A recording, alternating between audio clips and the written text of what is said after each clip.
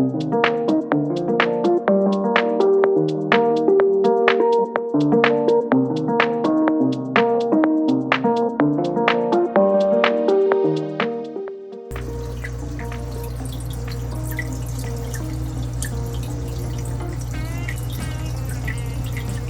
up with my skimmer. Notice there's been no skimming pulling, so just paying attention to it the other night and noticed that it'll just randomly kick itself off.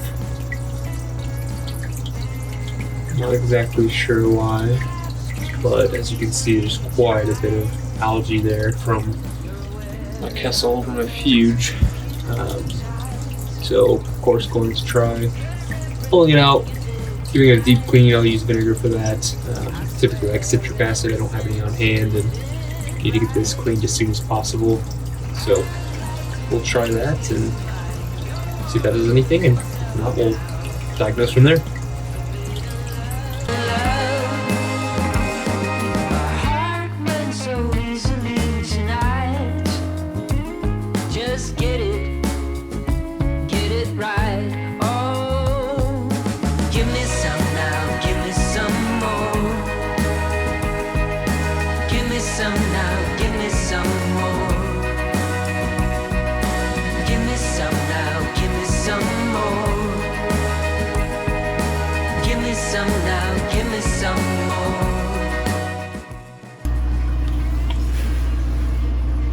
So skimmer still not working.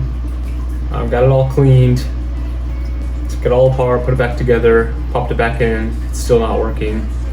When I plugged it in to the apex, just nothing. The motor wasn't coming on at all. So I took it out, plugged it in outside of the tank, and it seemed as though the motor would turn on. So I thought that was odd. And when I went to touch the unit, the actual skimmer in itself, I felt a little bit of a shock. So obviously not what you're looking for there. Nothing that blew me into the wall or anything, but definitely felt a little bit of a shock. So ultimately, this cracked casing here is going to be our downfall with this skimmer. Water, I believe, has gotten into the actual motor in itself and the internal components of this actual pump. So I believe it is shot. The motor itself is actually pretty warm as well. So between putting off some electricity, assumingly into the tank as well, heating up like that, the cracks on top, it's just far and above past time to replace this actual motor. Now, looking at the back, it does say Bubble Magus, which is the brand of the skimmer. It says a Bubble Magus, Magus, I'm not sure exactly how to say it, but it's a Curve 5. And I think it's a C-shaped pump though. So hopefully it's gonna be pretty easy to replace. I think it's gonna be a pretty standard pump. Now I am going to, of course, scrap this pump, especially the housing, as it's cracked and obviously very dangerous. But there's lots of good components here that I think are going to be potentially helpful down the road. You never know. So, you know, on this pump, some of these parts just pop right off. Others, easy to use, easy to store. They're small, don't take up a lot of space or anything like that. So get rid of this housing here, but keep some of these internal components for potential breaks down the road. It's a good idea. So we got the replacement pump.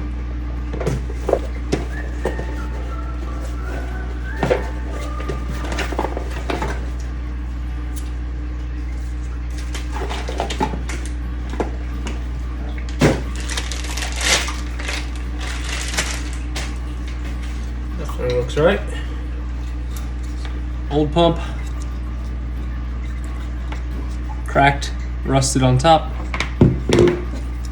New pump, it's about $50, and it actually came somewhat locally from a place called Premium Aquatics down in Edinburgh, Indiana.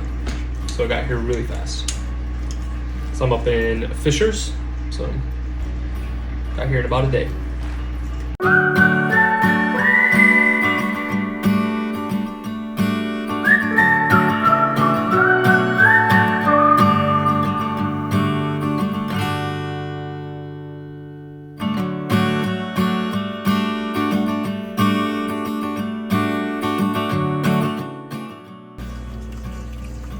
to see the bubbles start to break right at the base here before it hits the head. This is my preferred spot to see the bubbles break. So looks like it's right about where I want it to be, and we have a working skimmer again. My pH has been dipping a little lower than usual. I've been monitoring it on the apex, of course, and that's the best sign of how you know when it's time to replace your CO2 scrubbing media. Although it is color changing, I don't necessarily wait until I see the exact color change. I just watch my pH on the apex, and it's dipped down to an average of just below 8, around 7.8, 7.9, whereas I'm normally at say 8.1, 8.2, and so I know it's time to change out my media. Pretty straightforward here. Just go ahead and take this lid off, detach the air hose from the skimmer, and that's really all the reactor itself is plugged into. And so once you get that unplugged, it just comes right out of there. Of course, work around the cords.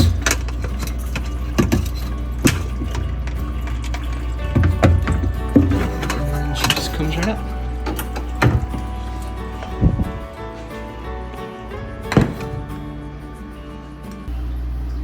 So this really could not be any more straightforward.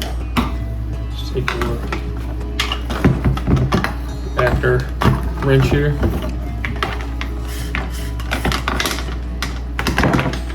Remove the media. You want a little bit of water in the bottom of this reactor. That's too much. So I'm not exactly sure how that much water got pulled in there. But that's not good. And just a little bit of water in there.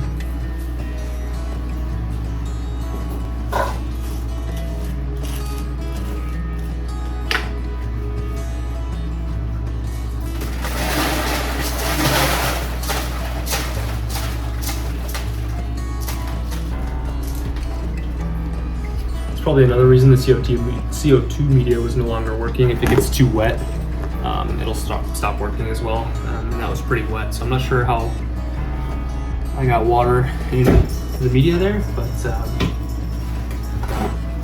we'll have to monitor that as well. The CO2 scrubbing media pouch from Bulk Reef Supply, very easy. Just open it up and dump it in.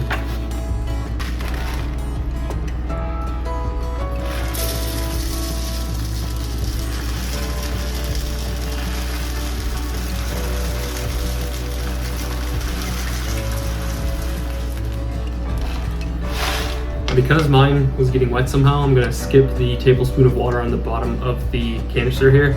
Obviously, it's already getting wet, I don't want to get any worse, but like I said, typically they do recommend that you put about a tablespoon of water here before you put the media back in.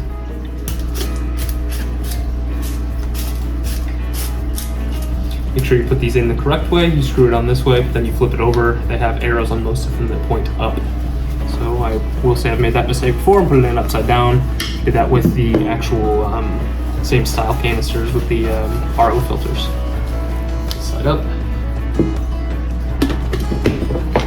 Screw it back on. That's it.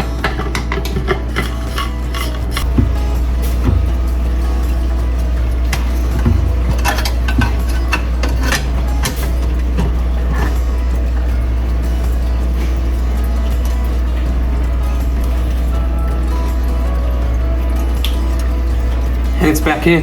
So, I mean, if you have any,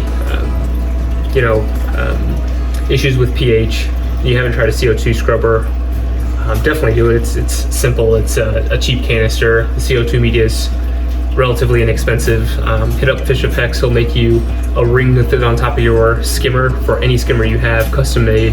Get it out to you quickly, and then you can recirculate it, which keeps your media makes your media last longer, I should say. So again, this has worked very well for me. Has consistently raised my pH up into the low 8s, and so highly recommend the CO2 scrubber. I personally use the one from Bulk Reef Supply, and again, the recirculating skimmer lid 3D printed from Fish Effects. Just kind of looked down here to check the water level after I knew I took some out to acclimate some of these corals, and noticed my skimmer's just barely going here. That when you don't see like a white foam, it's just doing that. It is very likely the pump is just barely pumping water. So if I had to guess, I harvested some of my Chaeto. I used to have this thing full, it's hard to tell, it's filthy in there, but essentially I just have a little bit on top now, and what I'm guessing happened is loosening up all that Chaeto, a big clump of it's probably caught in the pump of the skimmer. That actually happened with my core pump here. I was just barely getting anything coming out up top of the display. I knew something was off. When I took it out, there was just a chunk of Chaeto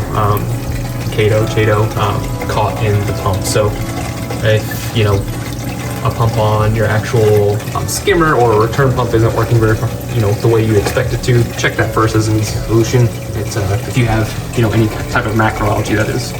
All right, so I removed the skimmer and I was correct. I originally thought there was potentially macroalgae clogged in the intake, but upon further inspection, if you look inside, there's macroalgae clogged on all of those holes. So the water comes in through this intake and it pumps it up through here, and then this top part with all the holes kind of makes all of those bubbles happen, right? And so right now, with it being that clogged, the water's just barely escaping through there, and why it wasn't working efficiently. So we'll get that cleaned out. These bubble meguses are pretty easy to take apart, which I like, and they've just worked for me for a very long time, so always my preferred skimmer.